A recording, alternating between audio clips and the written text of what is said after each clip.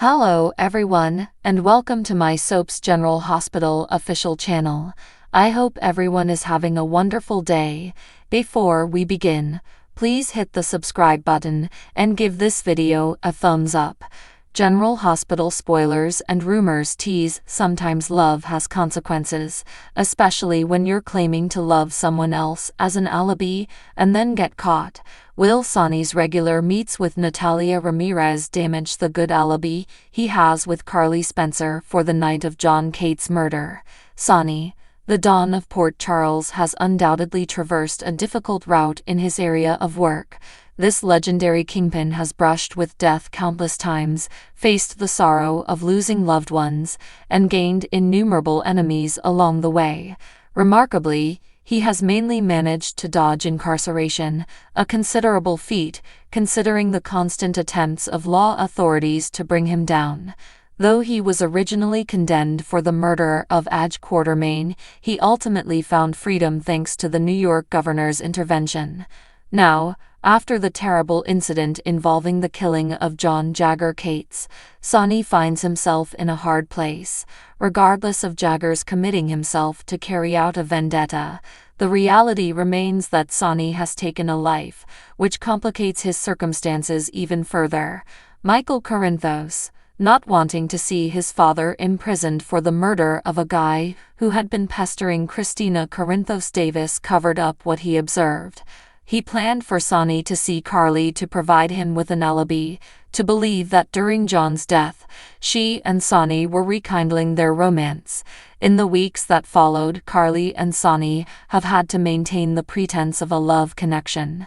Meanwhile, Alexis Davis is in jail for Jagger's murder, and despite Sam McCall's pleadings for Carly to expose the truth, they persist in their lie.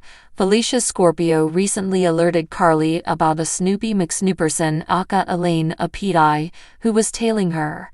Turns out Alexis' lawyer Martin Gray hired her to destroy Sonny's alibi, even though Martin's costs are being paid by Sonny.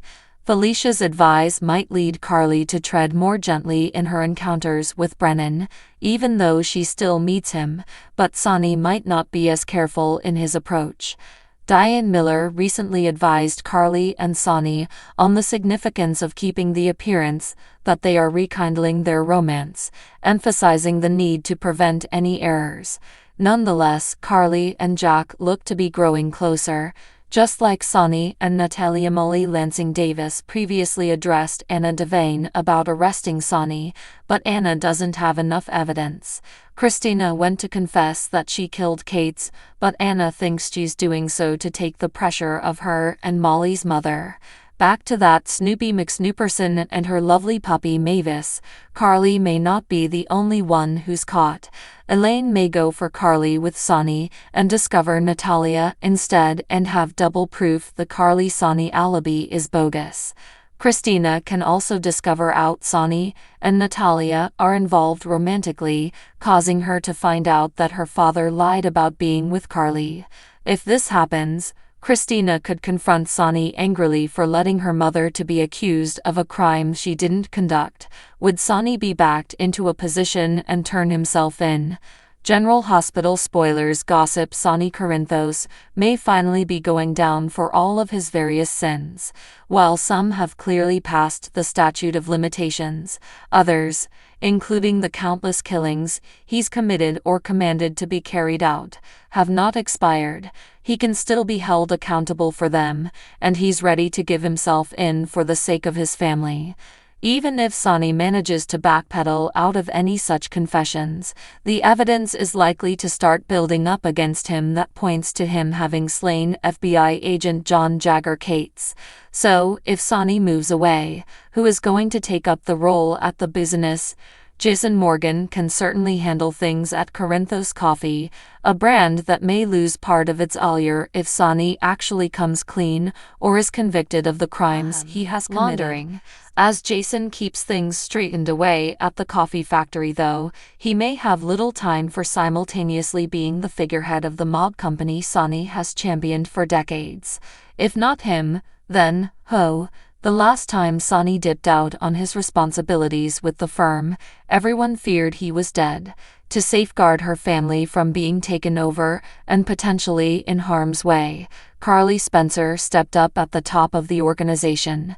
She met with the 5 families and led Sonny's business with Jason at her side to help her oversee things. While much of it was for show, she pulled it off, just barely. It's hardly probable that she'll be up for that again.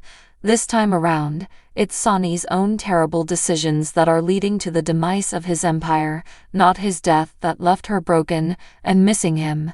Besides, she can hardly bear helping him out with his alibi, let alone giving up her life and enterprises to manage his. On the other hand, someone else in the family may be willing to step into this role today, however contentious. Michael Corinthos had always thought that he wanted to be nothing like his father and wanted even less to do with his criminal operation.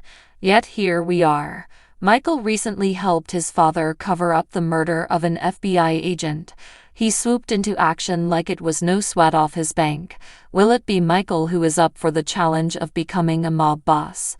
General Hospital spoilers indicate that Christina Corinthos Davis has gone through a lot in the previous 2 months.